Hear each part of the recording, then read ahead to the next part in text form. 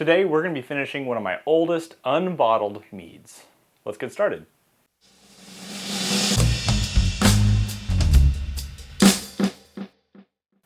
Hey, this is Man-Made Mead. I'm excited to share another video with you guys.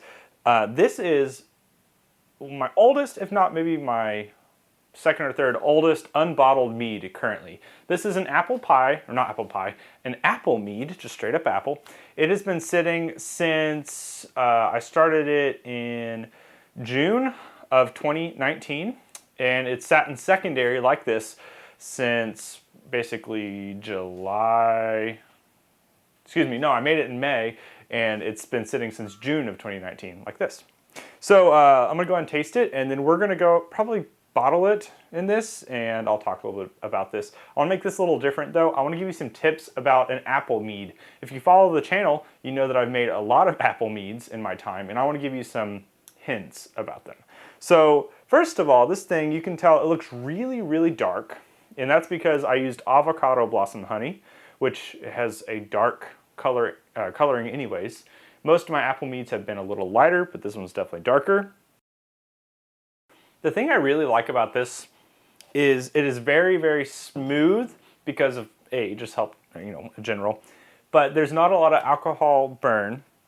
The honey character is really nice. I enjoyed using the avocado blossom honey because it was very unique, but it was also just a good overall honey for character development. It was not only sweet, but it has its earthy notes. It has basically a different kind of mouthfeel-ish, in my opinion. I know it's kind of weird. This thing has some spices on the nose. Oh, I mean, that's fantastic. I am very pleased with this. A year and a month old. It's been sitting like this. It's time to bottle it because you can see behind me I've got a lot of stuff going on, and frankly, I can't quite just let this sit for too much longer.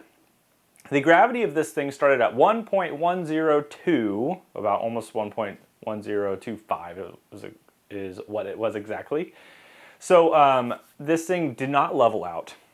I used the Lavin QA23, which made this thing level out to, not level out, but end at 1.01. So we have residual sweetness. That's partially what I was getting there, is sweetness of the honey, good honey character, I'll say.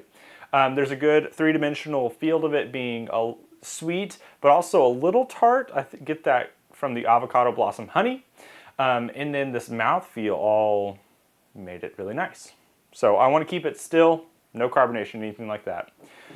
If you're new at making mead, then you can do a couple different things. But I'm going to go ahead and bottle this, and then let me tell you some of my tips for an apple mead, because I feel like I have enough experience with it to give you some. So let me bottle this real fast. I should also mention that you'll always want to sanitize your bottles, anything you use. This is my sanitized water in here, so I'll make sure and rinse everything before I use it. Let me bottle this. I have finished capping them except for these two, and the biggest problem with these, I'll show you, is that they are twist-offs, and I thought I could cork it, but you can see here that the corking hole is too small for this, so I couldn't cork these. I will actually take and transfer them into a different bottle here in a second. So let me tell you about the hidden treasure I found in this mead. I found the hidden treasure of a cinnamon stick. I was tasting cinnamon on the note on it, and I was like, I can't figure out why this tastes like cinnamon.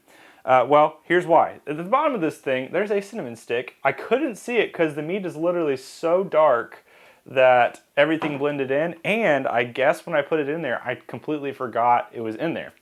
That's the only problem with making so much mead, is you forget. So my little hidden treasure, which isn't bad, I like this cinnamon side, was found in there, and it definitely makes a difference.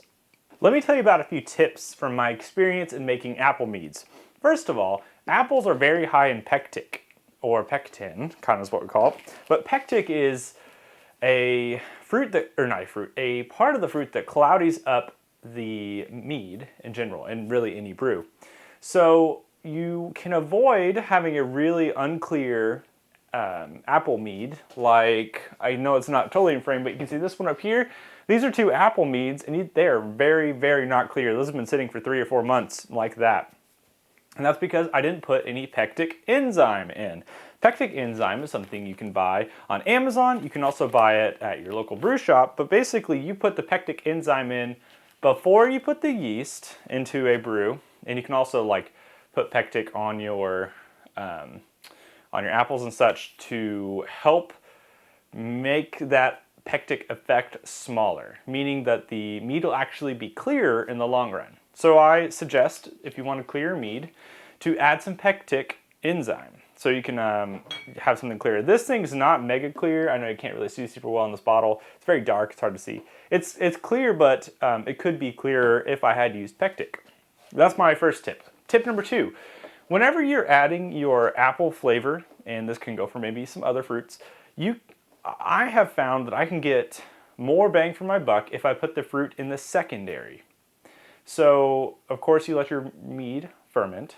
Then, in the secondary, if you add your fruit, a bulk of the fermentation has occurred already, which means that when you add that fruit in, the flavors are not being blown off as much. In the primary, a lot of flavors from honey, fruit, spices can be blown out of the airlock because the fermentation is vigorous.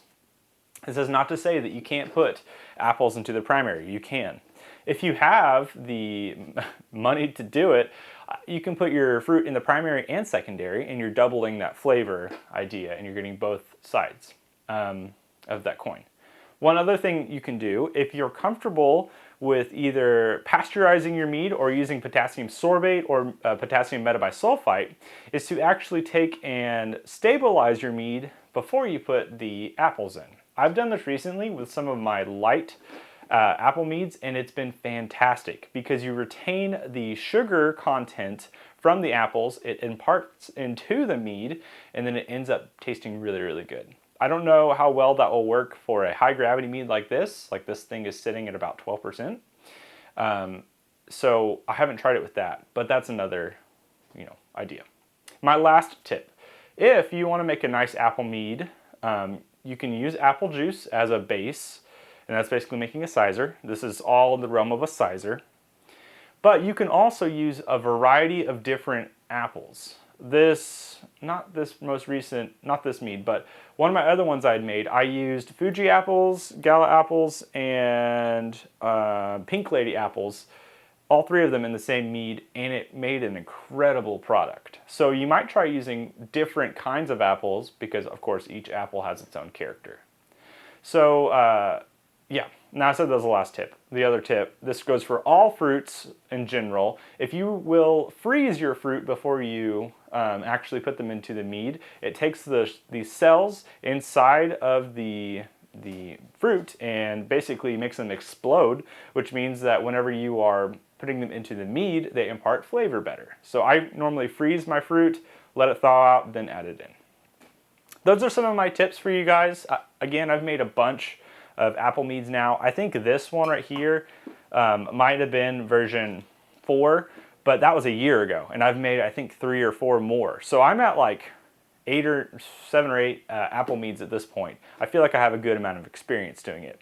So my label, I do a label for every one of my meads. It kind of looks like this. I'll show it on the screen right now, and I gotta draw it up. But basically it will be put on every one of these bottles. I normally put a couple bottles back for the future, and then I give away a bunch of that to my friends. So I hope you all have enjoyed this video. I know that it was a little different. Sometimes these bottling videos, it's like, okay, well, whatever. I want to give you information about mead making and making mead better in general. Let me know what you think down below. Have you made an apple mead or really any other mead? And what tips do you have for us? I'm still a learning home brewer, and I think even the people who have been doing it for 25 years, while they impart great knowledge to us, can still learn stuff too. So let's all learn together. Let's have a great time brewing, and I hope you will go share your experiences and your meads with your friends and family. Go support the channel down below with the links, and I will see you guys next time in another video. So with that, of course, cheers.